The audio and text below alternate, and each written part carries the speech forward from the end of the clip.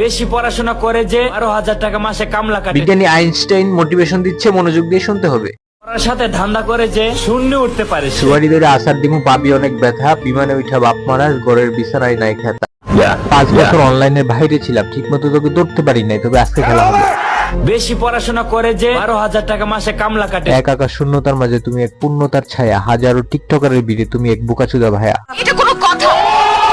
বিমানে যেহেতু আসছি, ভাবসাব তো একটু নীতি। তার কাছে বিমানে ওঠা মানে পৃথিবীর সব থেকে বড় সাফল্য। তার কাছে বিমানে ওঠা মানে খেতে বেকারগুলো সব ছাগলের বাচ্চা। বেশি পড়াশোনা করে যে 12,000 টাকা মাসে কামলা কাটে সে। পড়ার সাথে ধান্দা করে যে শূন্যে উঠতে পারে সে। অবশ্য তুই যেহেতু শূন্য উঠতেই পারছিস, তার মানে তুই বেশি পড়ালেখা করিস না, এটাই সত্যি। আর এগুলো তোর ইংলিশ শুনলেই বোঝা যায়। Hello Jisanians, it's me your Jisan bro. This is the first time my airline tour, Dhaka to Cox's মেনে নিলাম 5,000 টাকার বিমানে উঠে তুই সফলতার চূড়ায় উঠে গেছিস, তাহলে তুই কেন কামলা খাটিস ভাই? এই যে এখানে আরে